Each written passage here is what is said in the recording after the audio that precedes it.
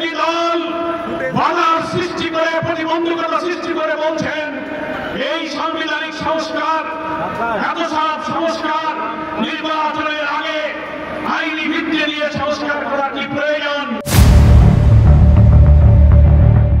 আলোচনার সমাধান হচ্ছে না বলেই জামায়াতে ইসলামী রাজপথে নেমেছে বলে মন্তব্য করেছেন দলটির সেক্রেটারি জেনারেল মিয়া গোলাম পরোয়ার। জুলাই সনদের ভিত্তিতেই ফেব্রুয়ারিতে নির্বাচন আয়োজনের দাবি তার। রাজধানীর বায়তুল মোকাররমের সামনে বিক্ষোভ সমাবেশে এ দাবি করেন তিনি। জুলাই সনদের আইনি ভিত্তি দিতে নির্বাচনের আগে গণভোট আয়োজন করতে হবে বলেও উল্লেখ করেন গোলাম পরোয়ার। জুলাই সনদের আইনি ভিত্তি নিয়ে তার ভিত্তিতে আগামী নির্বাচন হতে হবে।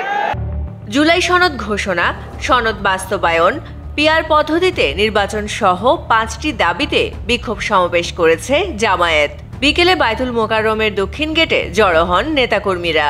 সমাবেশ শেষে জামায়াতের বিক্ষোভ মিছিল বায়তুল মোকাররম থেকে কাকরাইল মোড়ে গিয়ে শেষ হয়।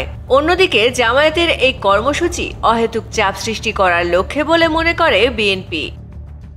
এই ধরনের কর্মসূচির অর্থই হচ্ছে যে একটা অহেতুক একটা চাপ সৃষ্টি করা, যেটা আমি মনে করি যে গণতন্ত্রের জন্য শুভ নয় এবং সঠিক সিদ্ধান্ত নেওয়ার ব্যাপারেও শুভ নয়। বিএনপি মহাসচিব মির্জা ফখরুল ইসলাম আলমগীর সাংবাদিকদের বলেন, আলোচনার বিকল্প এড়িয়ে রাজপথে কর্মসূচি দিয়ে অযথা চাপ সৃষ্টি করা গণতন্ত্রের জন্য শুভ নয়।